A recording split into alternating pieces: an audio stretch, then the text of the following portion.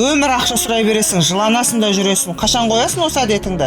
10 жылдық тәжірибесі бар невролог Асепат ханым және де оның керемет әпкесі Лаура Қуанышбекқызы. 40 мың теңге деген сияқты айлықтар береді да, азынан кешке шейінгі жүру керек деген сияқты. Сонымен аяғыма қарасам, аяғымда етігім 40 мың теңге тұрады ғой. Қыз балдар қазір өзінің денсаулығын күтпейді.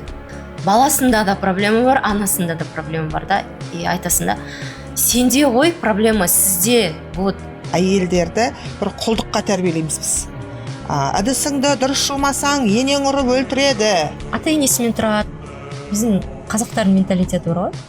Ене, күйеу, біреудің сөзі. Жаңағы 10 мыңдық прием деген кезде айналайын, это Шымкент детка, бұл саған не емес, 3 мыңға тексереміз. Жалғыз өзім тұрам. Бір өзім, бір бөлмелі квартирада рахат, дірілдеп, білмеймін, денем дірілдеп, мен арғы дүниеге барып келгендей болдым андай. Шамай айтқан баласын шыштырып беріп, ол сөзін ұят жоқ. Әйелдер келеді, көкіректерінің сүті қатып, олардың сүтін сауып кәдімгідей қазақшалап. Екі әпкелі сіңілінің бастары бір жерге қалай сыйып жүргеніне мен таңғалып жүрмін. Қайырлы күн достар, Бай Бейбіт каналына қош келдіңіздер. Бүгінгі Бай өмір подкастының құрметті оқырмандары, сіздерге керемет қонақтарды шақырдық. Бүгінгі біздің қонақтарымыз Ақерке Қуанышбекқызы, 10 жылдық тәжірибесі бар невролог Асепат ханым. Қош келдіңіз. Қош көрдік Бейбіт мырза, рахмет шақырғаныңыз. Қалайсыз, көңіл-күйіңіз қалай? Жақсы. Өте керемет. Және де оның керемет әпкесі Лаура Қуанышбекқызы, 10 жылдық тәжірибесі бар массажист маманы. Қалайсыз? Өте керемет, кеш жарық. Көңіл-күйіңіз қалай? Керемет. Бүгінгі таңда біз сіздермен бірге әйелдермен және де олардың балаларының денсаулығы туралы әңгіме айтатын боламыз. Бұл екі кісінің өте кереметтілігі орталықты ашып, денсаулық орталығын бірге жүргізіп жүрген мамандар. Екі әпкелі сіңілінің бастары бір жерге қалай сыйып жүргеніне мен таңғалып жүрмін. Сол туралы өздерінен сұрай кетсек. Қалай бастарың сыйып жүр? Сыйыспайды негізі. Сыйыспай ма? Лаура ханым, сіз қалай ойлайсыз? Баста сыйыспайтын еді, бірақ қазіргі таңда уже уақыт келе үлкен болсам да, жұмыс барысында уже субординация деген нәрсені түсініп, бірімізді ашуланған кезде біреуіміз төмен түсіп, солай келіп жатырмыз. Енді идеальный емеспіз, бірақ жұмыс барысында бауыр екенімізді жаңағыдай алға тартып, солай жұмыс жасап жатырмыз. Үлкендігіңізді көрсетпейсіз. Иә. Өте керемет. Ал сіз кіші болып еркелеп жүресіз бе әпкеңізге? Кішіреуге тура келеді, эгоны жеңу керек болады. Бір жағынан мен руководителім деген нәрселер болып қалады да ішіңде, бірақ все равно апалы сіңлі екенін ұмытпауға тырысамын сол кезде. И маманың сөзі құлағымнан кетпейді. Сен ақылдысың ғой, сен тыңда, сен кішкентайсың ғой, сен тыңда деген несі мамалар күшті айтады ғой. Сосын қоя сал, сен күштісің деп сосын қоя саламын. В основном конфликтке келмеуге тырысамыз екеуміз. Жұмыс барысында жоқ, келіспейміз. Онда келісіп жұмыс жасаймыз.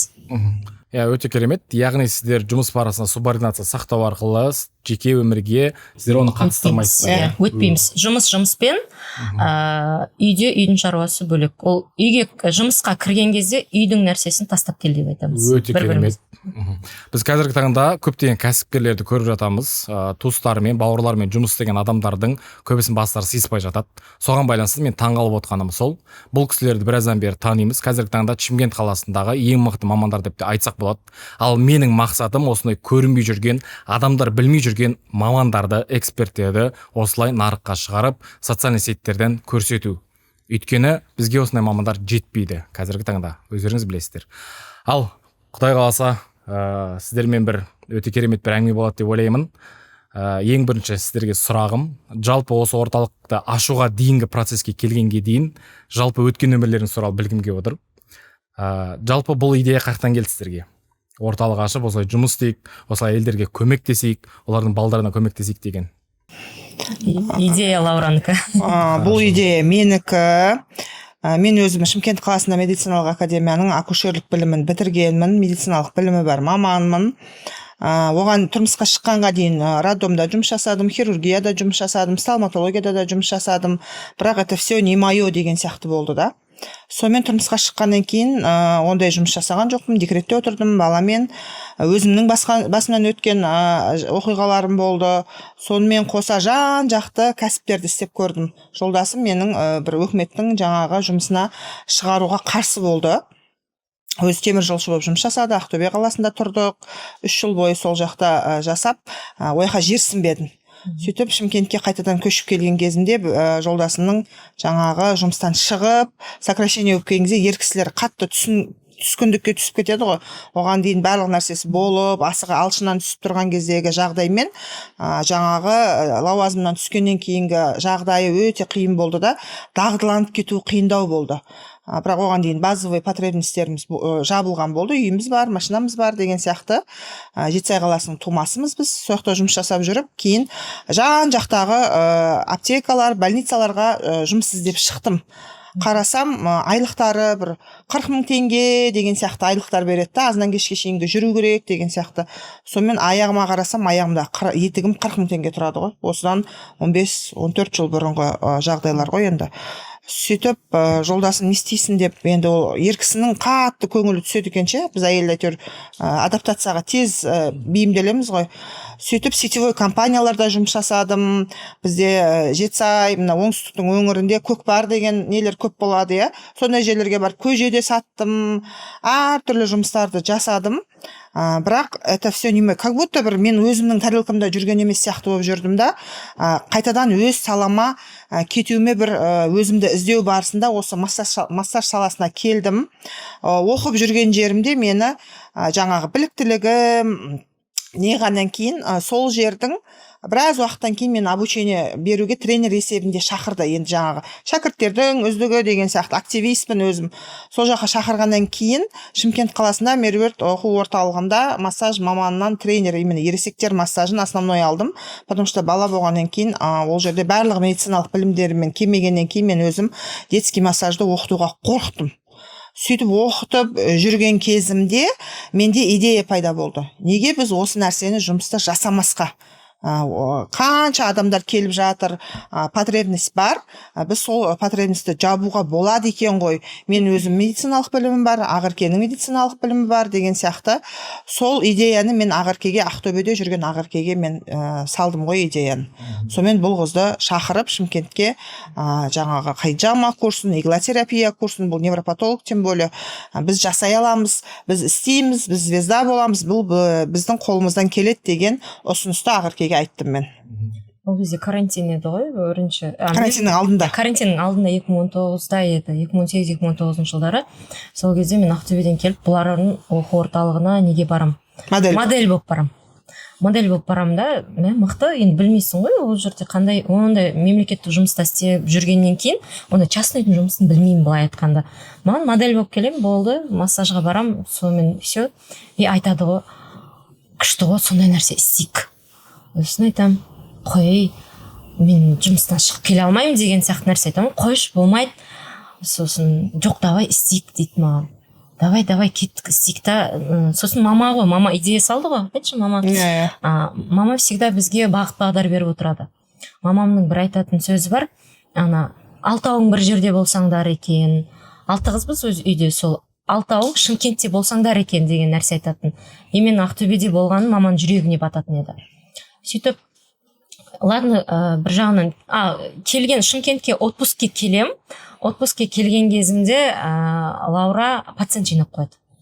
Сөйтіп пациент жинап қойды да, сен келген кезінде келіп кететін билетін шығарып кетсе дейді ғой. Сөйтіп Шымкентский вариант. Шымкентский вариант күшті ғой жерде. Шымкентский вариант жасаймыз енді оны. Бірақ туылғанмен менталитет менде ақтөбелік болып кетеді. Бәрібір жүрген жеріңе сіңісіп кетеді екенсің. Сол жақта оқыдым, сол жақта жұмыс жасадым. Енді 17 жасымда кеткеннен кейін бұл жаққа мен 33 жасымда келдім ғой. Негізі 33 жасымда келдім. Қанша жыл жүрдім? 15-16 жыл Ақтөбеде жүрдім. Содан кейін қайта маған айтады, келем, пациент қабылдаймын, ақшаны табам, кетем. 50-60 мың теңге тапсаң да, сонда зарплата, ең бірінші зарплатам 56 мың теңге. Мен Ақтөбеде жұмыс жасағанда 56 мың теңге алам. Бірақ келмеймін ғой, мұн жаққа келмеймін. Давай, кеттік, істейік, бірдеңе істейік деген ой болады ойымызда. Жүреміз, бірақ қорқыныш бар. Қорқыныш, үрей болғанмен мама бізге всегда поддержка береді. сосын мен сендердің жаңа бірге болғандарыңды қалаймын деп сөйтіп бір рет келем, бір ай жүріп көрем, маған ұнамайды, Шымкенттің халқы ұнамайды, сонымен кетіп қалам қайтадан. Екінші рет келген кезімде енді ол кезде қатты есімде жоқ, бірақ қатты ұрыс болды үйде. Екеуміз қатты ұрыссамыз, енді екеуміз тете болғаннан кейін көбіне ұрыс қала береміз. Қазір ғой орталықта жүріп, әйтеуір орталықта басымыз сыйысып жүргені, оған дейін біз түсінбейтінбіз. Жеке жүрген кезде өте қиындау болады. Былай әркім өзінің жолымен жүріп кетеді да, оның өзінің семьясы бар, менің өзім семьям бар деген сияқты. Сөйтіп бір жағынан күйзелісте жүремін, депрессияда жүремін, жаңағы жолдасыммен ажырасқаннан кейін өте қиын болады. Біраз өз-өзіме келуім де қиын болады. Сөйтіп үшінші рет келгенде, уже үшінші рет мен бүкіл затыммен көшіп келдім, полный көшіп келдім. Сол кезде әйтеуір давай үйге барамыз ғой, үйге хиджама жасаймын, иготерапия жасаймын, жаңа ақша табу керек, ақша табудың уже жолдарын іздей бастаймыз. Сөйтіп 2 бөлмелі квартирада тұрады бұлар, өздерінің үйлері, сатып алған үйлері, 2 бөлмелі үйде залда қабылдаймыз. Залда көшетка қойып қойған, бір көшетка, сосын айтады, саған пациент жинап қойдың, сен консультация бересің, сонымен тік, осы жерде массаж жасаймыз, сонымен массаж жасаған пациенттерін, сосын үйде. Кейін там, жоқ, мен врачпын ғой. Мен там, қалай сонда? Жоқ, мен кабинетте қабылдаймын. Там болмайды олай. Сосын мақұл, 1 рет көнесің, 2 рет көнесің, бірақ сонымен звезда қылам мен сені дейді. Мама ауылдан жинап қояды пациентті, бұл осяқтан жинап қояды. Сонымен ауылға барам, пациенттерді қабылдап кетем, күніне бір 5-6 пациент, бияққа келем 5-6 пациент. Сонымен сөйтіп жүргенде айтам, 2000-3000 теңгеге қабылдау мен үшін андай болатын, прям эгоңыз ауыр тиді ғой. Иә, қатты ауыр тиді. Карантин ғой, кабинет аша алмайсың ғой. Мен мұрнымның жерге тигенін сол кезде байқадым ғой, болды. Бірақ біз карантинде 10 000 теңгеден консультацияға баратын едік. Біз енді Ақтөбеде жұмыс жасағанда, ол кезде сен неврологсың ғой. Еще мен частный клиникада істеймін, бір жағынан госста істеймін, частныйда істеймін. Ол жақта бізді машинамен, водительмен бірге уже жібереді үйге. Біз консультация береміз, сол жерде печатімізбен қол қойып, солай тастап кетеміз. Содан мен там олай болмайды, мен қабылдай алмаймын деп айтам. Мен там олай қабылдай алмаймын, бізге кабинет керек. Бірақ карантинде де солай жұмыс жасадық, әйтеуір үйтіп карантинде үйде отырдық бір жағынан. Ол кезде мен Ақтөбеде жалғыз өзім тұрам. Бір өзім, 1 бөлмелі квартирада рахат, там сен тимесең мен тиме, ешкім. Айлығымды алып жатырмын, айлығым жүріп жатыр. Еще карантинде медиктерге сәл көптеу ақша түсті ғой енді бізге. Сөйтіп идея сол кезде туындады, бірақ карантиннен кейін көшіп келуге мен шешім қабылдай алмадым. Шешім қабылдаған күнде де 1 ай жұмыс жасадым, бұяқтың зарплатасы маған сәйкес келмеді. 0,25 ставкаде 24 000 теңге алу деген маған өте ауыр тиді. Мен сол айынан затым бір чемоданмен қайтып Ақтөбеге көшіп кеттім. Ол жақта Ақтөбеде үй болды менде, үй ғана ұстап тұрды. Бірақ ол жақта туған туысқан деген нәрсе жоқ. Сонымен мамамның бір ауыз сөзімен қайтып келгенім бар. Негізі бір случай болған, үйде газға уланып өліп қалатын жағдайға жетем. Газға уланамын да, үйде газ жері ғой, енді газовый колонка тұрады. Сонымен мен терезені ашпай шомылам. Сөйтіп сол жерде аяқ қолым үйіп құлап қалам. Есімнен танып, парашютта ол сыртынан ашылатын еді, есік, ваннаның есігі сыртынан ашылады. Сол кезде сіңілім кіріп қалады үйде. Сосын аяқ киімді алам деп ваннаға, печканың үстіне аяқ киім қояды ғой. Сол кезде шыққан кезде мен жатқан жерімнен көреді ғой. Мен уже все, ес-түссіз танып кетіп баратам. Сосын бір кезде бетіме су шашып, әйтеуір үйтіп скорый шақыртып жатыр екен, мен давлением 60-40-қа түсіп кетеді. Сонымен мама сол жерде скорыймен мен алып кетеді. Врачпын ғой, мен там мама, жаңа айтам, глюкоза салыңдар, актовеген салыңдар, еще сөйлеп жатырмын ғой, сандырақтап, мен мияқта сөйлеп жатырмын. Қазір глюкоза салсаңдар, дексаметазон салып жатырмыз деген естіп жатырмын ана жақтан. Дексаметазон салсаңдар, қазір давлением көтеріледі деп жатыр, еще тілім күрмелі. Оказывается, мен ішімнен сөйлеп жатыр екен ғой. Сол нәрсені ішімнен айтып жатырмын, бірақ мен сөйлей алмаймын, аяқ қолым істемей тұр ғой осылай. И дірілдеп, білмеймін, денем дірілдеп, мен арғы дүниеге барып келгендей болдым, андай аппақ бірдеңе көрінді, и бір кезде маман дауыс алыстан естіліп жатты. И қарасам, қасымда отыр, уже мен реанимацияда жатырмын ғой. И жылап жатыр да, айтады, өлсең өліп кет, Ақтөбе кетпейсің деп айтты сол жерде. Бір өзің Ақтөбе тұрмайсың деді. Содан кейін шешім қабылдадым. Сол сөзден кейін уже шешім қабылдадым. Кейін Ақтөбеге барғаннан кейін, өзі отпускте келгенмін ғой.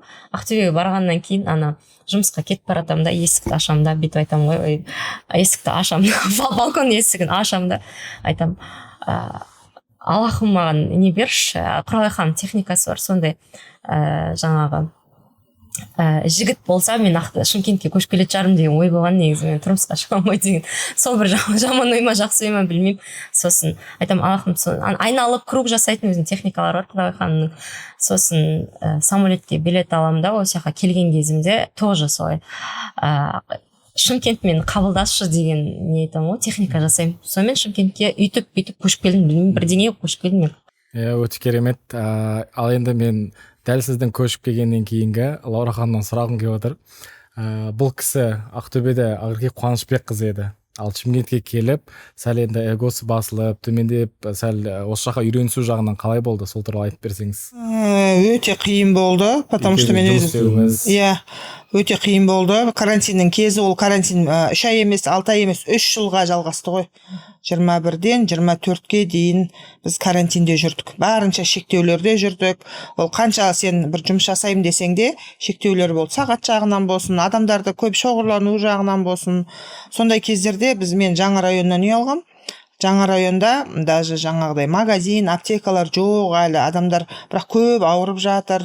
Сол нәрсе чаттарына қосылып, мен де Шымкентке көшіп келген кезде, ол кезде жаңа жолдасымды көндіріп, ауылдағы үйді сатып көшіп келген кезінде де өз районыма келгенде мен районның звездасы боламын деп келгем. И мен анандай нені көрдім да, бір перспектива көрдім да, мынаның бәрін мен жүріп жатырмын, значит Алла тағала маған бостан бос көрсетіп жатқан жоқ. Мен жаңа районда жаңа бір леп, жаңа бір серпінмен квантовый скачок жасаймын деген оймен, оны потому что мен бір өзім жасай алмайтын біліп тұрмын, маған қолдау керек екенін оны біліп тұрмын. Мен бір өзім жаңағы не дейді, жалғыздың шаңы шықпас дейді ғой. Сонымен маған поддержка керек болды. Оны мен ұзақтан аламаймын. Менде тағы бір не бар, адамдарға сену деген, скептически көп қараймын. Бір сенсем қатты сеніп кетемін, бір сенбесем вообще сенбеймін. Сонымен енді бауырым қанша жаңағы тайғұлындай тебісіп бірімізбен не қылсақ та, тартыссақ та, бауырым ғой, ұзаққа кетпейді. Соны барынша шымкентский менталитетке үйретуге мен бар күшімді салдым ғой. Жаңағы 10 мыңдық прием деген кезде айналайын, это Шымкент детка, бұл саған не емес, 3 мыңға тексереміз, үйіне барамыз, үйге келтіреміз деген сияқты барлық әйтеуір нелерімнің бәрін қосып шымкентский болуға шамам келгенше жасадым. Сөйтіп Ақерке Қуанышбековна қылдық қой енді, өз районымда бірінші. Енді кушетканы таксиге салып, мені үйге жібереді ғой. Адам оларға жіберем ғой. Потому что кушеткамыз жиналады ғой. Кушетка жиналады, таксиге дейін салып жібереді ғой. Солай. Прям сындырғанда мен сындым. Түнгі 12, түнгі 1, 2-де де пациент қабылдайды. Біз 2 бөлмелі квартирада тұрамыз. Квартира өзіміздің емес ғой, бірақ 60 квадрат болады. Залды мен босатып бергем ғой. Біз бір ұлым бар, жолдасым, ұлым, біз спальныйда жатамыз. Үндемей кухняға кіреміз, сояқтан шай тамақ ішеміз. Иісін шығармаймыз ғой тамақтың. До того ше условияны жасағанда ше, туалет ваннаның бәрін тазалап, адам келген кезде үндерін шығармай отырғызамыз ғой, жолдасын кешке жұмыста, сөйтіп кушетканы залға қойып, кабинет қылып тастағам ғой кешке. Сөйтіп уже остеопатияға келген кезінде түнгі 2-де де пациент қабылдайтын тұғым. Бала ұйықтап келеді, мен баланы ұйықтап келіңіз деп айтатын едім да, сонымен бала түнгі 1-де болса да қазығұрттан келеді, шаяннан келеді, созақтан келеді. Енді әйтеуір естіп жатыр ғой барлығын. Біз ол кезде Инстаграмда жүргізбейміз сонда. Инстаграм жүргізбейміз, барлығы сарафанкамен бір-бірінен естіп. Район жаңа ғой. Районнан естейді сонда. 5000 адамдайды ма? Ой, қанша тұрады дедім? 5000 адамдай ма? 28 дом бар ғой. 28 дом бар, осының бәрі сен пациенттерің дейді ғой маған. Сосын айтам, қойшы деймін ғой. Бәрі таниды ғой мен районда. Сөйтіп келе береді, әйтеуір келіп жатыр. Запистің бәрі осы жазады. Ассистентім ғой, мен жеке ассистентім, мен деген кабинетте отырмын деген сияқты уже иллюзия жасалғансың ғой, визуализация жасап, ана жерде күшті қылып. Сонымен аптасына бір рет ауылға бар қайтам, ауылда Жетісайда, еще Атакентте, Ильичте прием жүргізем. Маманың кабинеті бар, біздің құтты мекен деп айтамыз ол жерде. Кабинет әлі бар. Мама бүйтіп айтатын, біздің кабинет ашуымызға, біздің орталық ашуымызға маманың өте тигізген септігі бар. Батасын беріп отыратын. Менің кабинетімді жуған адам директор болады. менің кабинетімді жуған адам миллионер болады деп айтатын еді. Сосын ол кабинетті жуамыз ғой бүйтіп, бұл жуады, мен жуамын, бұл барған кезде пациент қабылдайды, мен барсам пациент қабылдаймын, сонымен кабинет жуамыз. Сөйтіп, действительно миллиондарға шықтық. Мамамның берген батасы арқылы всегда бата беріп отырады. Жаңа папа да бата беріп отырады. Папаны массаж жасауға мен шамам келмейді. Жаңа күшім де келмейді, бірақ сонда да остеопатия деген не сонда деп папа сұрайтын ше. Сосын, боптым қызым, бүйтіп айтады, бір жылда 10 миллион ақша құртқансың ба? 9 миллион ақша құртқан оқуға, оқи берем ғой, 9 миллион ақша құртқансың ба, қызым? Бір үй алатын ақша болды ғой дейді ше. Бір үй алатын. Балам, бір үйдің ақшасын құртып тастапсың, бопты, бірақ қолдаймын дейді. Папа қолдаймын дейді. Бірақ ақша санайды. Сосын айтамын, папа, мен осыны бітіріп алсам, мен күшті нәрсе істейміз деймін ғой, күшті нәрсе істейміз. Сосын екеуміз әйтеуір жаңағы бір пациент енді уже біздер метод жаңағы остеопатияның барлығында бәрі бірде давай лицензия керек. Лицензиясы бар жерге көшейік, Лаура көшейік, бірдеңе істейік деймін ғой. Сосын айтады, істеу керек. Сосын мама кабинет ашты ғой, біздерде бірдеңе жасауымыз керек қой, мен өйтіп жүре алмаймын дедім. Ана жерде күндіз ГОС альфа-медте істедім күндіз. Содан кейін китайский традиционный медицина деген клиникада иглотерапия жасаймын, және де сол жерде заведовать еттім. 1-2 айда жұмыс жасадым, сосын 6-8 айдай неде альфа-медте істедім. Мен ешкім танымайды ғой, бір мезгіл неге жұмысқа барып қайтайын, онда мемлекеттік жерде жұмыс жасау керек. Бір жағынан стажым жүру керек. Орта керек. Стажым жүру керек. Бұл жақта ешкім танымаймын ғой деймін да. Сонымен Лаураның әйтеуір поддержкасымен, туған туысқандардың, именно бауырларымның поддержкасымен давай деп сөйтіп кабинетке көшейік деген идея туады. Бізде Қуаныш денсаулық орталығының ашылуға дейінгі нәрсе жеке ИП болды. Иә, жеке ИП болады бізде. Оны Лаура айтып кетсін. Иә. Қазір енді үйде қабылдап жатырмыз деген көрерменге түсінбеушілік болмасын. Өйткені жеке менің басымда бөлек ИП, Ақеркенің басында жеке ИП болды. Мен де орталықтан шығып, өзім жеке кабинетке кеткен кезімде де жеке басымда ИП болды. Ол жаңа бірденнен барып алып, жаңа емдеуге көшкен жоқпыз. Одан кейін тағы да орта керек деген кезде біз әр жерге жұмыс жасауға барамыз. Болмаса мен массаж алуға барам, әртүрлі орталықтарға барам, клиникаларға барған кезде мен алдындағыдай пациент ретінде емес, бір бизнес модель қараймын. Кім не істеп жатыр, қалай істеп жатыр, администратор кім, оның қызметі не, оны қалай жасау керек, ана бізді қалай қабылдады, туалеті қандай, ваннасы қандай просина төседі, қандай журнал жүргізеді деген сияқты нәрселермен зерттеу жүргізіп бастадым ғой. Бұған да орта керек болды, дәрігерлердің ортасы дұрыс. Мен ол больницада жұмыс жасағанына, клиникаларда жұмыс жасағанына кедергі жасаған жоқпын. Ол кезде жасаған кезде де мен айтып жүретін тұғым. Ақерке, біз бұл уақытша нәрсе, Бубновскийде де істеді, бұл оны айтпай отыр ғой, Бубновскийде де істеді бізде, бірақ ұзақ жасай алған жоқ. Потому что уже мен дәмін татқыздық қой. Жаңағы тамақтың, біз өз басымызға өзіміз жаңа кәсіп ретінде қалай алатынымызды, орталық аша алатын нәрсені, оны мен келген кезде тексеремін ғой. Сосын менің районым жаңа район, ол ұзақта болды. И сол айтып жатқан кабинеттің 60 квадратын залымды берген, бұл сол жерде тұрды. 2 жылдай ма, 1 жарым жылдай ма, сол жақта тұрды. Сол жерде тұрады, шай тамағын жасап қоям, кірін жуып қоям. Бұның жұмысы тек қана пациент қабылдау, жұмысына барып келу. Кәдімгі сері кардиналдың жұмысын бәрін мен істедім. Мен ауылда, жаңа районымда шыткөйлекпен жаздың күні жүре берем, шлепкімен жүре берем, келген пациенттерді үйімде қабылдай берем, әрқайсысын жеке обработка жасаймын ғой.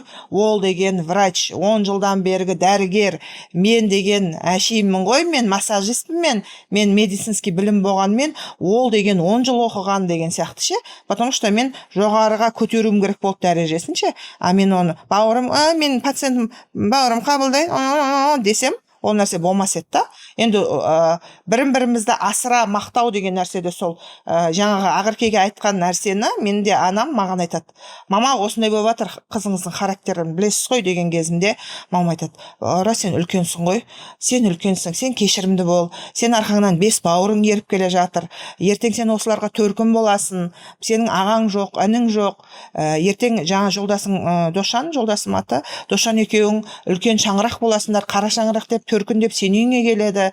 Егер сен оны қазірден біз бар кезде оны алалап жаңағыдай тем более жолдасы жоқ, өмірде жаңағыдай неден жігіттен таяқ жеп отыр ғой енді, сондай өмірлік несінен, қателіктерінен. Сондай болған кезде сен жолдасың бар, арқа сүйер азаматың бар, сенің отбасың толық, сен толық отбасының адамсың, сен кешірімді бол деген нәрселерін айтқан кезде анау деп ашуланған нем басылады. Жаңа бұл мінезі бар ғой, келеді да деп мен ана жерде деп ас үстіне түсем, 8-ші этажда тұрам, оны лифтпен көтеріп алам, лифтпен шығарып салам, ана жерде есігім жабылмайды менің. Еще мен осы кәсіптің мақсатында, осы қыздың жұмысы, өзімнің ана жерде звезда болуымның себептерінің бірі де мен домкомдыққа кеттім ғой. Мен даже домком болам дедім. О не мақсат болды? Маған керек пе еді? Оны іздедім, ойландым. Бірақ қарасам, ана жерде мен сол жердің халқының ішінде болуым керек. Маған барлығы тану керек болды мені. Маған ешқандай маркетинг, SMM, Instagram деген нәрселер жүргізе алмаймын, түсінбеймін, білмеймін.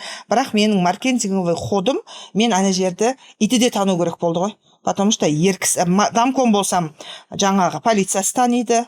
Домком болсам, көрші домкомдар таниды, көрші қолаң маған сәлем береді.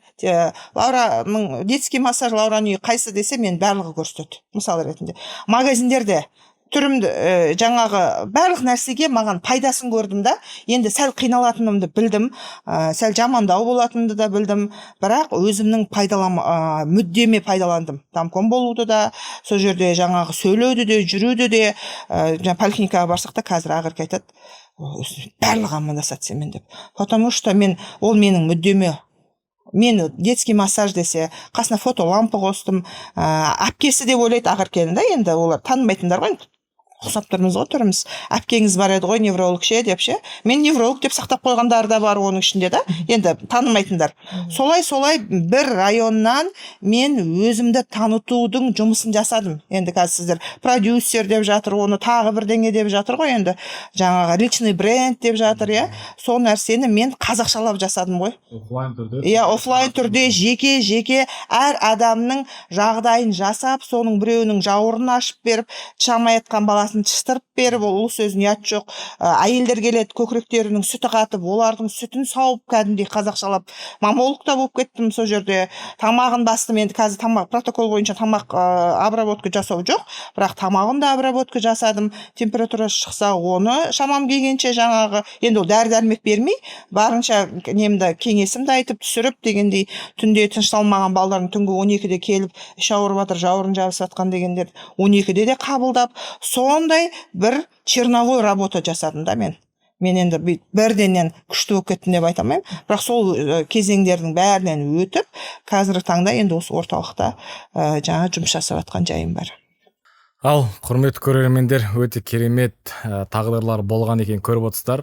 Дәл осы жерде аналарымызға рахмет айтып келгім келіп отыр. Себебі әрбір аналар баласының қайсы дүниеге потенциал бар екенін біліп, осы өмірде бағыт-бағдар береді, бірақ көбісіміз тыңдамай жатамыз, өзіміз қырсығып жатамыз. Кейбір дүниелер дұрыс болмауы мүмкін, иә, мамандық бойынша шатасып жатқан болуларыңыз мүмкін, бірақ Алла тағала аналарыңыз арқылы немесе әкелеріңіз арқылы беріп жатқан кезде, ақылды айтып жатқан кезде, соларды да тыңдасаңыздар, дәл осы кісілер сияқты өзінің сүйікті мамандар ретінде жұмыс істеп, өздеріңіздің өмірлік жолдарыңызды табуға мүмкіндіктеріңіз бар. Сондықтан да мен бұл кісілердің ата-аналарына рахметімді айтқым келіп тұр. Одан бөлек қазіргі таңда әйелдер мен балалардың проблемасына өтейік, себебі бұл кісілер өз саласының мықты мамандары. Сондықтан да сол бойынша сөйлессек, қазіргі таңда барлығымыз білеміз, әйелдердегі туғанға дейінгі процесс бар, және де туғаннан кейінгі процесс бар, және де туылған балаларда да ауру деген сияқты көптеген болып жатыр. Өзімнің жүрегім ауырады. Қазіргі таңда үйленбей жүргенім де себебі де сол да деп те ойлаймын. Өйткені соған байланысты менің туған туыстарымда әрбір мамандардың есіктерін жағалап жүреді. Біреуіне барады, біреу көмектеседі, біреу көмектеспейді деген сияқты. Мысалға сіздер сияқты мықты мамандарға келмейді, ал балгер деген сияқты немесе бір тәуіп дегенде сақтыларға қымбат ақша төлеп барып, соны емдеткісі келеді, не істегісі келеді, но бұл жақтан эффект болмайды. Ал сіздер сияқты мамандарды осы Қазақстанның адамдарына танытып, әйелдерге көрсетіп, қазіргі таңда 90% әйелдің жіберетін, білмейтін қателіктер туралы сол бойынша сөйлессек сіздермен. Бірінші сұрағым, көптеген әйелдер туғанға дайындалмайды, және де туғаннан кейін проблема болып жатады. Соның себептері неден? Ол сұраққа мен жауап беріп кетейін. Бұл жерде өзім басымнан өткен жағдай, мен тұрмысқа шыққанда дайындықсыз шықтық қой, енді алып қашып кетті болды деген сияқты. Ол барлығында Шымкентте тем более болып жатқан шығар, Қазақстанда да. Содан дайындалмай шығады. Былай айтқанда өзінің жамбасының қисықтығы, денесінің қисықтығы, ол асимметрия дейді, асимметрия тела, соны білмейді. Ол ертеңгі қисықтық, жамбастың қисықтығы қазіргі актуальный тема симфизитке алып келіп жатыр. Барлық әйелдерде бар. Қазір екі қабат болады, болды бала көтергеннен кейін кейбіреулер енесімен келеді, кейбіреулер күйеуімен келеді, кейбіреулер өзі келеді деген сияқты. Бірақ өзінің денсаулығын күтпейді да. Қыз балдар қазір өзінің денсаулығын күтпейді. Ладно, енді мен дәрігермін, жарайды, мен дәрігермін, мен дейтін жаңа фастфуд жеуге болмайды, там газировка ішуге болмайды деген сияқты нәрселер білеміз. Бірақ газировка ішеді, фастфуд жейді, спортпен айналыспайды, жүрмейді деген сияқты, да жүгірмейді, бір орында отырады. Қазіргі заманда жүктілікке дайындалмай тұрмысқа шығады да. Сонымен тұрмысқа шыққан кезде бірінші жүктілікте жамбасым ауырады, аяғыма береді, арқам ауырады, басым ауырады деген сұрақпен көп келеді. Егер де ол әйелдер дайын болғанда баласы сау туылар ма еді, немесе нормально босандым деп келуі мүмкін. Или ана мен бала деген бар ғой біздің орталықта. Ана мен баланы да қараймыз. Ана мен бала келген кезде баласында да проблема бар, анасында да проблема бар да. И айтасың да, сенде ғой проблема сізде, вот проблема сізде, бірінші сізді емдеу керек десең баласына келіп тұрады да. Уже ол бірінші жүктілікте болған проблема екінші жүктілікте де болады. Яғни ол қандай проблемалар? Вот жамбастың қисықтығы оны орнына қойған жоқ. Қайтадан екінші жүктілікте бел ауырады, қайтадан бас ауырады, қайтадан иықтары ауырады, еңселері түсіп, состояниелері жоқ, энергия жоқ, жаңағы балада витамин D жоқ деген сияқты, кальций жоқ, шығып кеткен анемия, то же самое, анемичный балдар келеді, анемияда не туындайды, гипоксия балада, гипотонус, гипертонус деген сияқты. Баласындағы проблема негізі бірінші аналарды емдеу керек.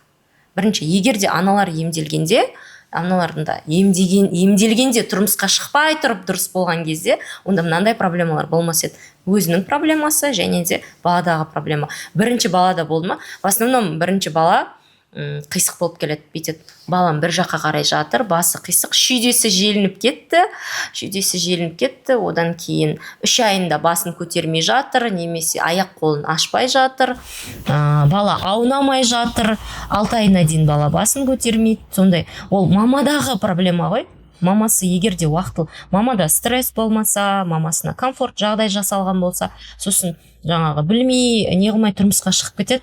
Содан ол үйге барған кезде атмосферасына үйреніспейді, үйреніп кетеді тағыны, атмосферасына үйренісе алмайды, біраз уақыт жүреді, стресс болады, жатырдың гипертонусы болады, ол жүктілікке дайындалмағаннан кейін не болады. Сау ана, сау ұрпақ деген, біздің орталық негізі сау ана, сау ұрпақ дегенге бағытталған. Анасы сау болса, баласы да сау болады. Сонда олардың сауаттылығы жоқ па осы бойынша? Сауаттылық бар, бірақ ата-енесімен тұрады. Біздің қазақтардың менталитеті бар ғой. Ене, күйеу, біреудің сөзі, бала. Ой, нормально, 3 айында басын көтереді, немесе 4 айында әлі ерте қалыпты жағдай ғой. Папасы дәл осындай болған. Дәл осындай жағдай көп аналар келеді да. Енем рұқсат бермей жатыр, бір курс массаж алады да, содан кейін жоқ болып кетеді. Болды. Немесе бір сеанс остеопатияға келеді да, түсінбейді, просто ұстап тұр ғой, басын ғана ұстап жүр, денесін ғана ұстап жүрді деген. Оны енеңізбен келіңізші, өтініш деп айтамыз. Иногда бывает, күйеуіңізбен келіңізші, өтініш. Күйеуіңізге де көрсетейікші, күйеуім машинада отыр дейді. Неге кірмейді?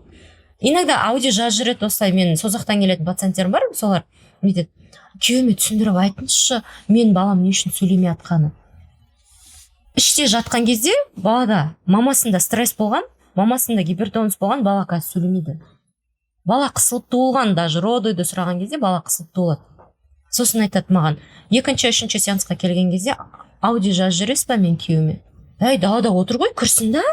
сөйлесейік та күйеуіңізбен, мені көрсін не істеп жатқанымды, біздің мамандарды көрсін не істеп жатқанымды. Сосын менталитет, в основном менталитет. Сосын кірмейді, в основном кірмейді. Кейбір күйеулермен келетіндер бар, оларға бар, күйеулермен келетіндер бар. Бірақ 80% біздің келмейді. Ал 20% әйтеуір енесімен келеді, оны жоққа шығармаймын. Кейде атасы сыртта күтіп отырады, бір немересін ұстап отырса, екіншісін приемға келіп атады. Сондайлар да бар. Түсінетін аталар да бар, енелер де бар. Ол бірақ редко. Сондай. Сонда басты проблема келуге сіздерге ақша емес, сол кісілердің ықпалы ма сонда? Ықпалы, и көршілердің ықпалы, ата-ененің ықпалы. Оласы нормаль болып кетеді, жақсы болып кетеді деп айтады, сонымен әйел жүре береді. Яғни сол кезде бұл жерде не түсінеміз біз? Әйел адам туғанға дейін еркектердің құлақтарын алып тастарға айтамыз бұнда? Өйткені қарау керек әйеліне, бұл жерде енді мен айтайын, ер кісілердің бізде мынандай нәрсе бар. Қызды біз аналыққа, ұрпақты өсіруге, әйелдікке, ұрпақтың бір діңгегі ретінде қаралмайды. Бізде біз Қазақстанның, енді қазіргі таңда Қазақстанның барлық отбасы десем, көпке топырақ шашып кетем да. Біз үйде 6 қыздың жаңағы ортасында өскеннен кейін әйелдерді бір құлдыққа тәрбиелейміз біз. Ыдысыңды дұрыс жумасаң енең ұрып өлтіреді.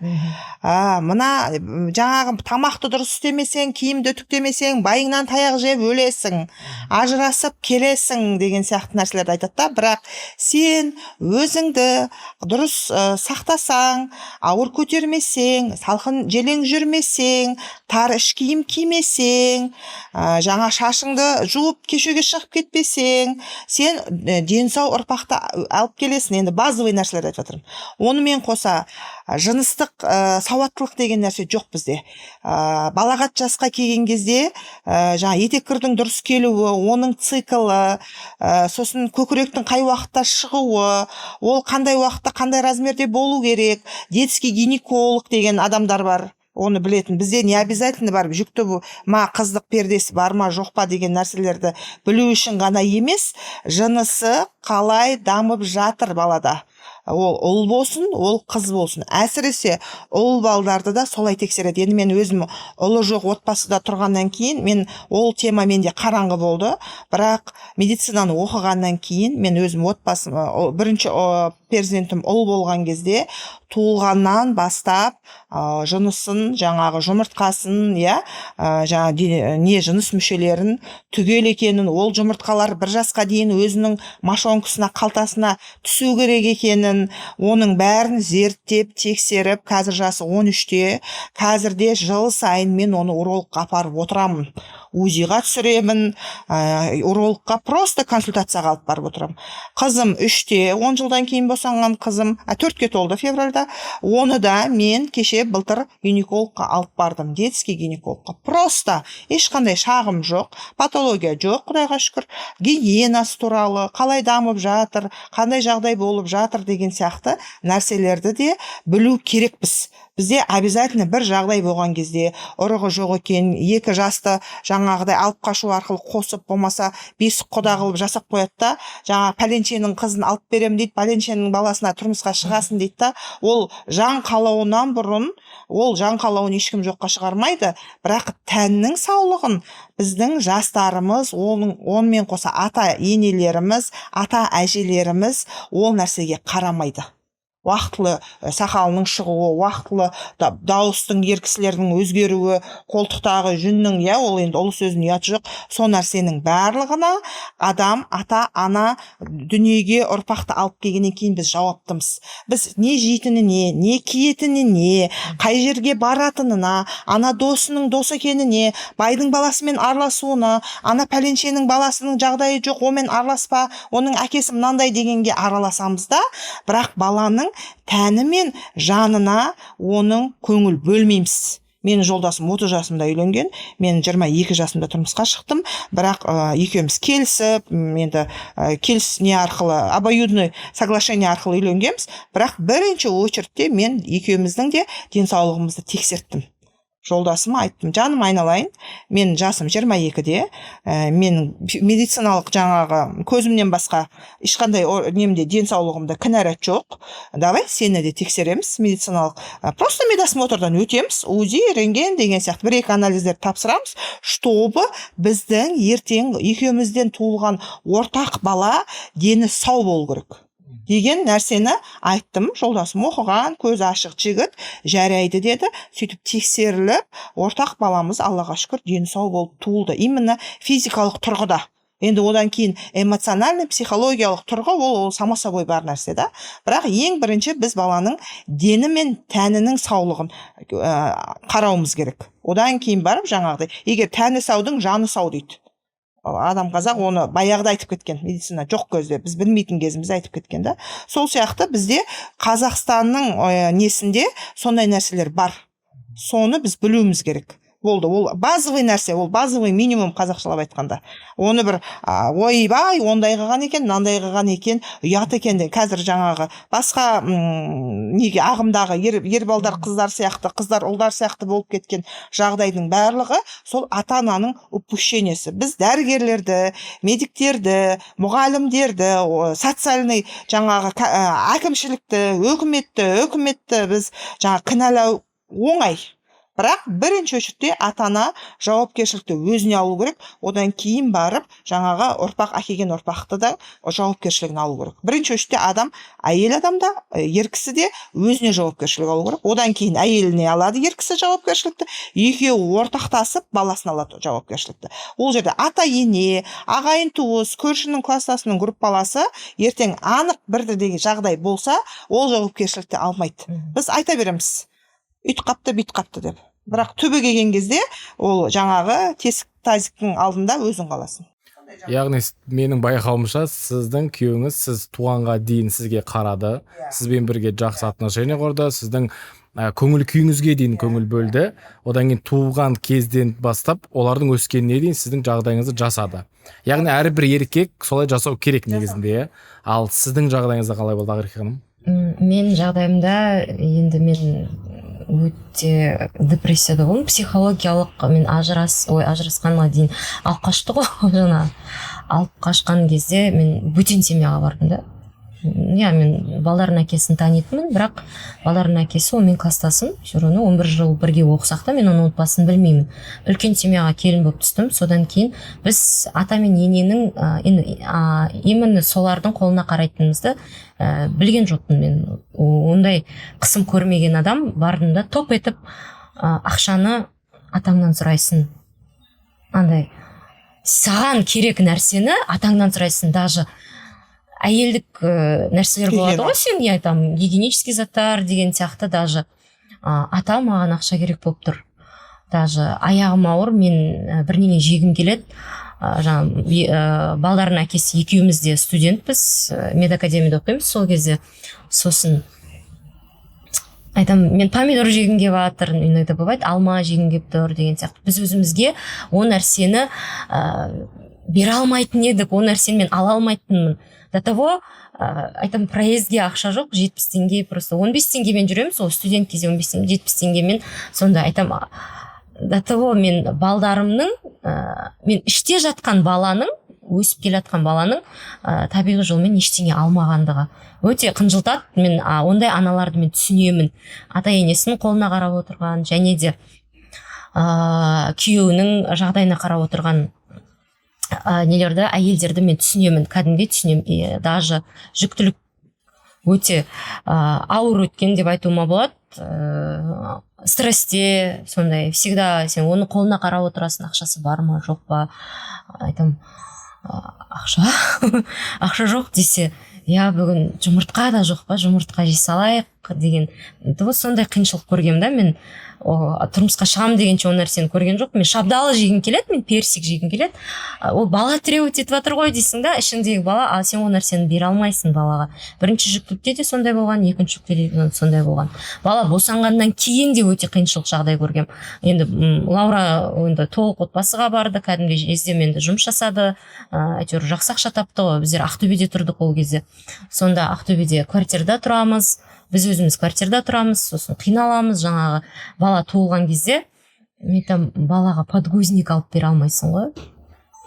Да ладно. Мен сондай состояние түсінбайын деді, вот сондай болды ма не. Сосын баламның басы үлкен болды да, екінші баламда, қызымда да гипоксиямен туылды. Қызымды айтып кетейін осы жерде. Қызым босанған кезімде өте ауыр болды. Там прям екеуміз де реанимацияда жаттық. Босану периоды өте ауыр өтті менде. Содан қызым асфиксиямен туылды, тяжелый, енді тяжелый деп айта алмаймын, прям, бірақ асфиксиямен туылды, әппақ туылған кезде. Кәдімгі қызымды қолыма бересіз ба? Ана ішіме жатқызбайды ғой, сонда бала реаниматолога деді да, сразу реаниматолог шақырды да, реанимацияға кетіп қалды. Жылағанда жоқ бала. Маған ұйықтама деді. Қолымда екі жағымда капельница тұр, екі жақта да капельница алып тастаған. Ұйықтама деді. И мынаяқтан кровотечение ашылып кеткен, кровитет кеткен, сонымен білмеймін қанша литр қан кеткен, бірақ прям аппақ, екеуің де боп-боз болып кеттіңдер деді. Сосын бала реанимацияда, мен сосын әйтеуір родзалға қайтадан палатаға шығарғаннан кейін, послеродовый палатаға шығарғаннан кейін, сосын баламды әкеп берген жоқ. И баламды қарасам, басында кефалогематома. И жылаймын ғой, ана бала вообще ұйықтап жатыр ғой. Қолыма әкелгеннен кейін 4-6 сағаттан кейін алып келді, шығарып алдық деді. Енді кислород сразу берген, резко шығарып алған баланы. Сосын гипоксиямен туылды деп айтты. Ол кезде гипоксия деген, енді мен өзім педиатрияда оқимын сол моментте, педиатрияда. Сосын Бекзада Жылқыбаевна деген мен мұғалім бар еді. Сол мұғалімге звондадым. Айтам, Бекзада Жылқыбаевна, осындай жағдай болып жатыр. Мен қызым гипоксиямен босандым. Бала аппақ, прям қан жоқ балада. Содан педиатр шақыртсайшы дейді. Сосын педиатр шақыртқанда педиатр ертең келеді деп айтты. Қазір не істейін? Ауылда босандым. Ауылда босандым мен. Біріншімді ауылда босандым, сосын педиатр ертең келеді деп айтты. Асфиксия не екенін. Енді біледі ғой, ауылдың адамдар білгенмен, бірақ уже мен педиатрияда 6-шы курста оқимын. 6-шы курста сосын біледі олар. 5-шы курста оқимын. Сөйтіп педиатрия өтіп жүрген кезіміз. Сөйтіп қызым жыламайды, вообще не ембейді, жыламайды. Как попало, кислородқа алып кетеді, қайтып алып келеді. Кислородқа алып кетеді, алып келеді. Емізуге алып келеді. Әйтеуір бүйтіп мұрнынан шығып оятып аласын. Сөйтіп 7 күн роддомда жаттық екеуміз. 7 күн баланы шығарған жоқ, мені де оны да шығарған жоқ. Сөйтіп балам басы қисық болған ғой. Оказывается, мен оны остеопатияға келгенде түсіндім ғой. Баламның денесі қисық, былай банан позасында жатады, с болып жатады ғой. Содан айта алмаймын, тағы да ата-ене деген тема ғой. Айта алмаймын, айтқанда массаж жасатайықшы деп жылаймын ғой, жаңағы. Жылаймын, тілім жоқ. Балдарына әкесі неде, Ақтөбеде. Мен өзім ауылда босандым. Мен ауылға кеп тастайды, мен датавоз, енді тіл жоқ қой, айта алмаймын. Мен күйеуге және ата-енеге бағыныштымын. Сосын алып келеді да мені ауылға босанам, ауылға шығам. Содан кейін жаңағы ақша атамда. Өйтіп айтады да, массаж жасатайықшы, ана 20 күндік шақалақ кезінде айтам, массаж жасатайықшы, потому что надо. Мен енді студент кезде массаж оқыдым ғой. Шомылдырамыз, баланы шомылдырамыз, әйтеуір тартып қоям. Содан басы бүйтіп қисық. 8 айға дейін қисық болды ғой. 8 ай, 10 айға толған кезде әйтеуір күш пайда болды менде. Айтам, мына бала ертең қисық болады. Қызым 11 айында жүрді. Мен айтам, бір жаққа қарай жүреді, басын бүйтіп алып, басын бүйтіп жаның ашиды ғой ана балаға келіп. Іштей тынып жүрсіз. Иә, іштей тынып жүрмін. Айтатын не жоқ. Жылап айтам, жаңағы әкеуім айтам ғой, айтам, мына бала бірдеңе істейікші деп. Енді ештеңе істеген де жоқпыз. Солайынан әйтеуір бір курс массаж алды. Не керек, бір курс массаж алды. Сөйтіп екінші баланы босанғанда да тамақ көтерген. Оны артынша көтеріп қойдым. Тамақ жоқ. Қиын студентпін өзім. Ол кезде уже мен 6-7 курсқа өткенде, 7 курста босандым. Әйтеуір босану периоды нормально өтті да, дайындалып бардым ол кезде родыға. Бірақ питание жоқ, витамин жоқ, витамин ішпеймін. Ақша жоқ қой. Проезд бар. Самый главный проезд бар, барып келеміз, бірақ тамақ жоқ. Менде балаға беріп атқан питание жоқ. Бала УЗИге барған кезде 3-ші триместрде, даже УЗИге ақша жоқ қой. Бірінші УЗИді түсем, екінші УЗИге ақша жоқ, үшінші УЗИге барам. Үшінші УЗИге барған кезде, еще қазақтың менталитеті десе өзімізге тиеді ғой. Біріншім қыз деп маған ашуланған, екіншім ұл, мен саған дәлелдеймін, саған ұлды босанып берем, туып берем саған ұлды деп. Бірақ бала құрбақа бала туасын деген маған. баланың басы үлкен деп айтқан кезде қарыншалары үлкен, сіз түсінесіз ғой, сіз медиксіз ғой деген кезде ана УЗИден шыққанда жүрегім ауырып жылап шыққанмын. Сосын гинекологқа звондадым, мен там гинеколог айтты, сосын ничего страшного, не беспокойся, родишь, посмотрим. Потом басқа УЗИге жіберейін, давай дейді маған. Орыс кісі болды, үлкен кісі, и күшті утешение беретін. Қасымда ешкім жоқ, даже бұлар уже Ақтөбеден көшіп кетті. Жоқ, Нұрғиса туылғанда барсыңдар, иә. Нұрғиса туылғанда бар, әйтеуір, бірақ мен ішімнен тынам. Біз поддержка береміз постоянно. Бұларға бірдеңе айтсам, әйтеуір келіп, әйтеуір бұлардың үйіне келіп тамақ жеп кетесің ғой, студент. Продукт алып кетемін, ет, қазы деген нәрселерді. Бірақ сонда да қиын ғой, айта алмайсың, ішіңнен тынып, еңсем түсіп кеткен. И екінші баланы туғанда Лаура массаж жасады. Әйел баланы деді ол. Әйел өзіміз қараймыз. Сол айынан Қандыағашта тұрады, Ақтөбеден 1 сағаттық жерде, біздің Түркістан мен Шымкент сияқты жер ғой. Баланы дейтін осылай алып бардым. Сентябрьде босандым, уже күн салқын, қар жауып тұр еді, иә. Лаура тарс, баланы созды ғой, 3 айға дейін созды. Прям созып, түп-түзу балам сап-сау. Қызыма келсем, қызыма гипоксиямен босандым ғой, енді ол да қызымда ауыр, өте ауыр.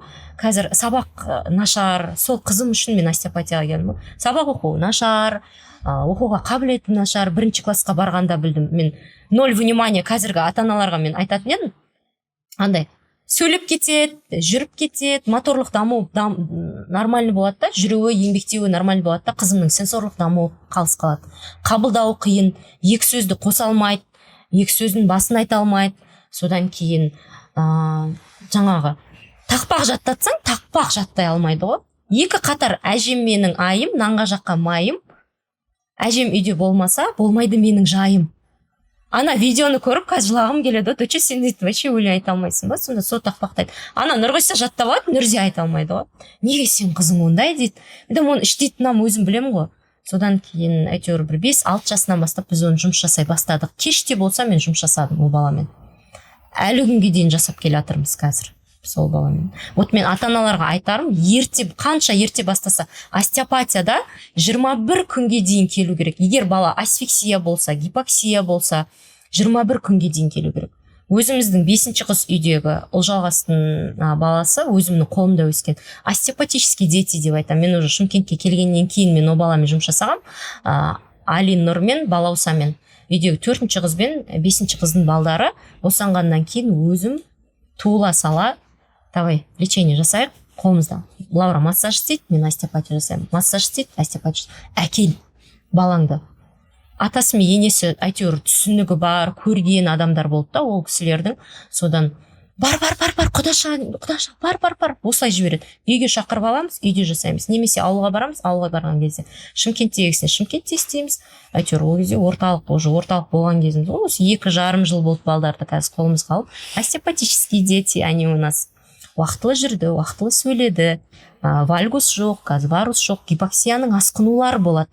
Гипоксияның асқынулары вальгусные ноги, варусные ноги, вот сколиоз, синдром осевой компрессии, яғни оны айтып кетсем, бала өзін осінен қысылады да, қисық болады. Гипоксия болған балдардың либо денесінде гипертонус болады, или гипотонус болады, яғни бұлшықеттің әлсіздігі, және де бұлшықеттің қатайып қалуы. Оны уақытылы емдемесек, олар задержка речи, задержка психоречевого развития, СДВГ, әсіресе мамасында стресс болып, бала гипоксия болатын болса, СДВГ, синдром дефицита внимания гиперактивности. Бала гиперактивный болады. Вот. Алдын алғыңыз келсе, егер де алдын алғыңыз келсе, ол ситуациялардың қазір болып жатқан ЗПРР, ЗРР бізде болып жатқан осылар біздің гипоксиядан туындайды. Оның алдын алу үшін 21 күнге дейін келу керек. Бала, вот босандыңыз, роддомнан шықтыңыз, бірінші баланы алып келесіз.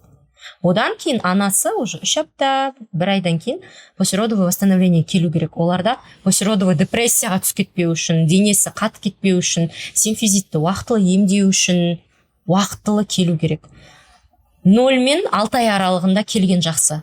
0 жастан 6 айға дейін келсе, ол уақытта балада асқынулар болмайды. Бала уақытылы отырады, уақытылы жүреді, уақытылы сөйлейді.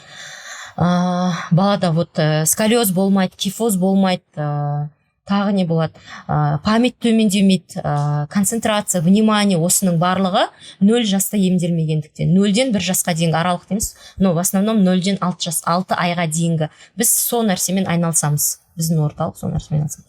Яғни қарап отырсам, өте керемет комбо ғой мынау.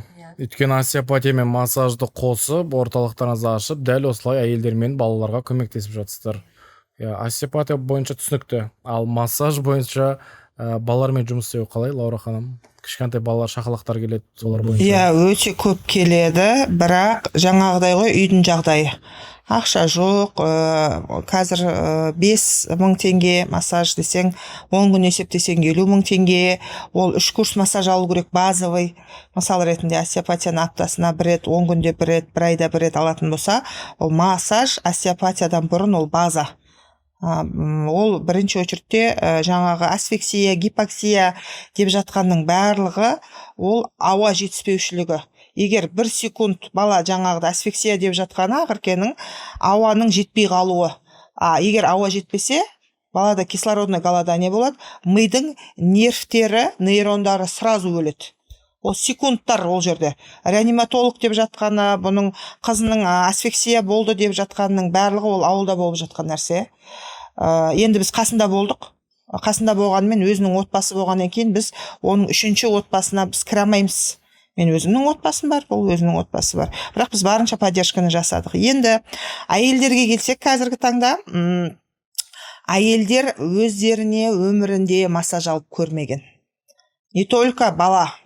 Бала үшін келеді, жаңағыдай басы қисық, жауырыны қисық, іші қатып жатыр, кіндігінде грижасы бар, или слишком гипертонус денесі қатты, немесе слишком жаңағы бізде бүйтіп айта салады да, не дейді, қазір айтам, барбос деп айта салады.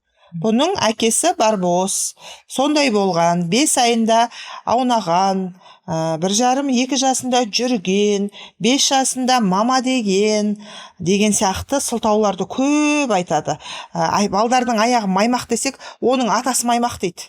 Бұтының ортасы ообразный, бала талтаңдап жүреді десең, оның бабасында шабандоз болған дейді. Бізде любой темаға любой жауап дайын тұрады ғой. Любой темада. Егер не дай бог жаңағы онымен қоса мақыл ол жағы өзіне, егер балада жаңа ЗРР, қандай да бір денсаулығына байланысты, косоглазия деген нәрселеріміз бар, ондай болатын болса ана алып келген сияқты болады 4 күннен. Бірақ сол дәрежеге жеткізіп отыр ғой, керек нәрсесін жегізген жоқ, уақытылы ұйықтаған жоқ, мақыл ас үстіне төгіліп токсикозы мен өзім токсикозда дым жеген жоқпын. Бірақ жаңағы дәрі-дәрмек, капельница деген нәрсе бар. Тамақ жемесе де бір жақтан извне ол нәрсе келу керек. Сол нәрсені салдырса бала өспей қалады, бала инвалид болып қалады. Ол по показаниям. Жын сияқты барып аптекадан өзіңе назначение беріп сала бермейсің. Оны дәрігер жазып отыр. Токсикоздың тяжелый формасы. Жаңағыда жеп құсқан это другое дело. Ал егер жемей құсатын токсикоздар бар, жеріктіктер бар. Қара суды ішеді да құса береді. Мен өзімде балам қимылдап 7 айға дейін сондай токсикоз болғам. Больницада жаттым. Жолдасыма рахмет. Соншалықты түсінігі мол. Мен енді түсіндіре алдым деп ойлаймын ол жігітке. Мен осындай жағдай болып жатыр менде деген сияқты. Енді менің де енем сәл мінез көрсетіп, сондай жағдайлар болды. Мен идеальный ойбай керемет отбасыға түстім де, мен ас үстіме түстім деп айта алмаймын. Бірақ менің бір плюсім, жолдасыммен мен соны түсіндіре алдым. Одан кейін мен бөлек тұрғаным. Ойбай ата-анаммен бөлек тұрыңдар, давайте бәрін жолдастарымды алып шығып кетіңдер деп айтпаймын. Бірақ мен соны түсіндіре алдым. Көрсете алдым. Енем де көзімен көрді, ол кісі де түсінді. Жаным айналайын, мен сені түсіндім деген сияқты. Бұл жерде түсіну керек. Орыстардың прими и прости дейді ғой. Сол нәрсені просто поддержка керек.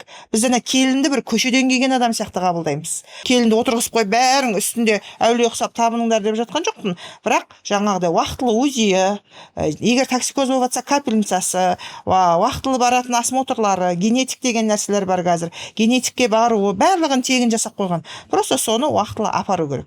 Енді босанғаннан кейін балаға массаж дегенге алып келеді. Алып келсе де курспен әкелмейді. Курспен әкелген жағдайда да анасының жағдайы өте нашар.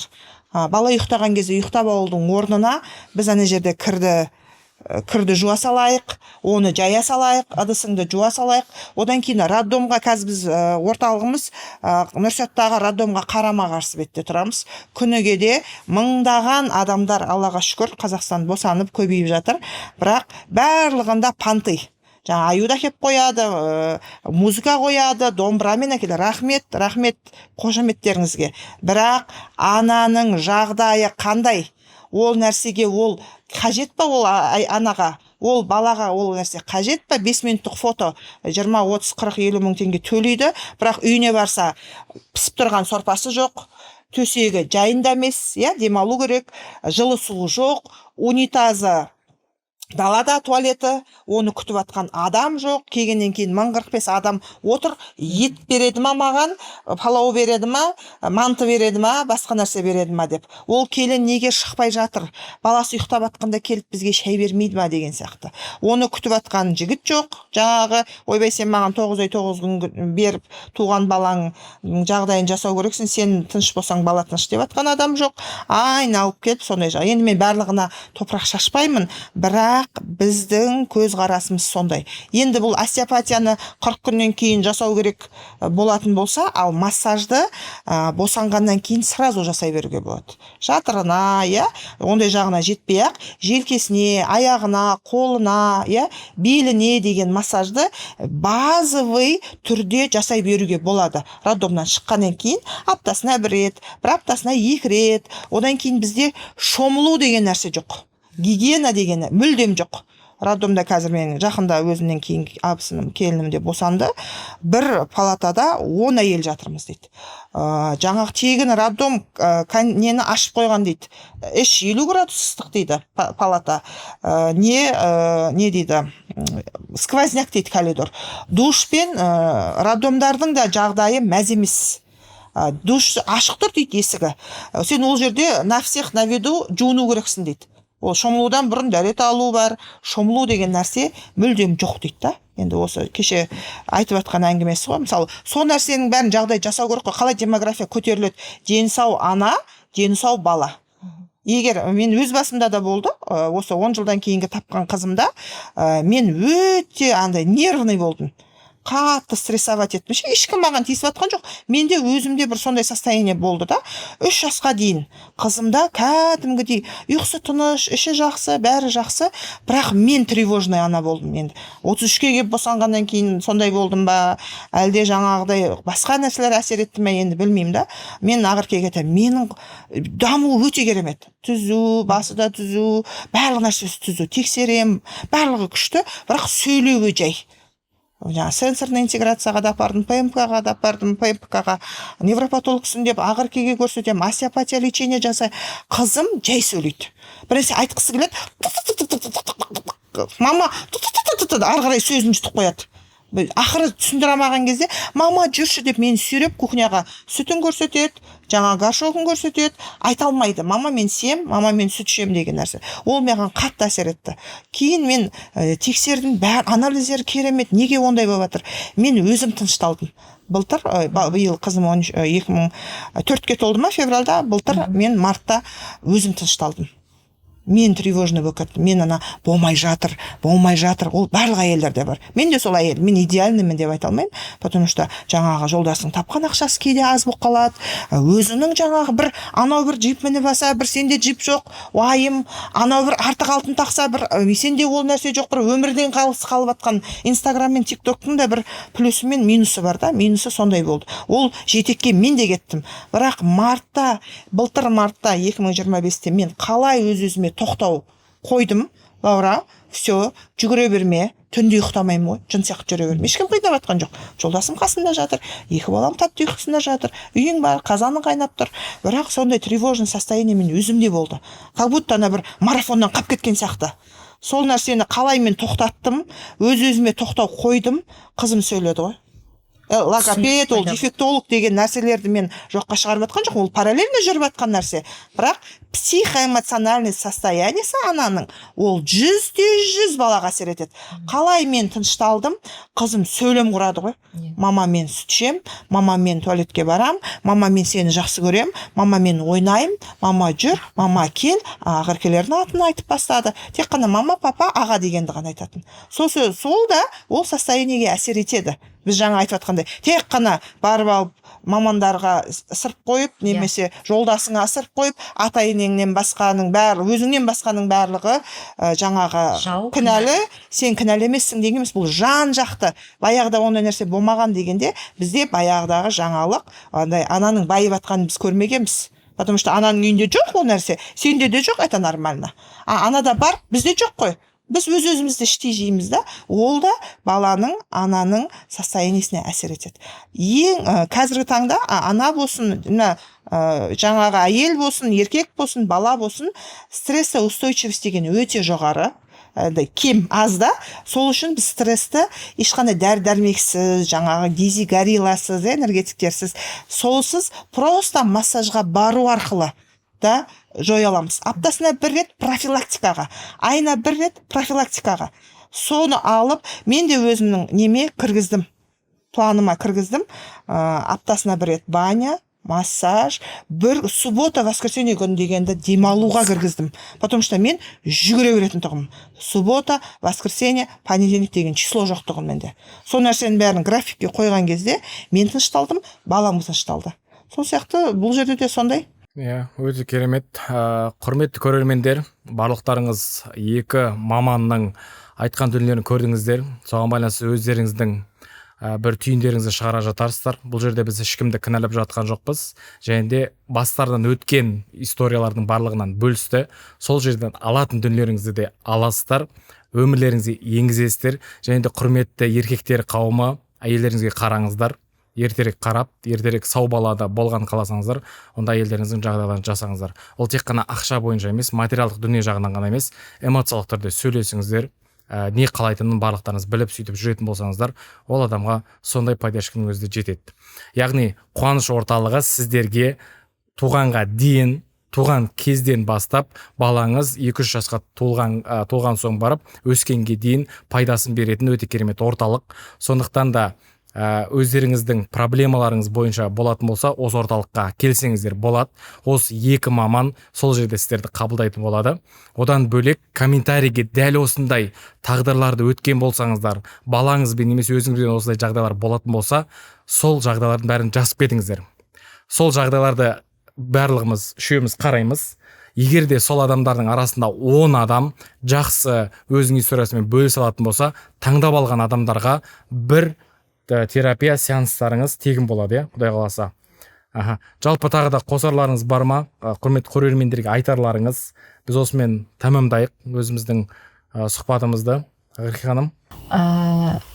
Ең бірінші өзіңді жақсы көру, бірінші орынға өзіңді қою деген нәрсені балаға да өзіңізге де үйретіңіз деп айтар едім.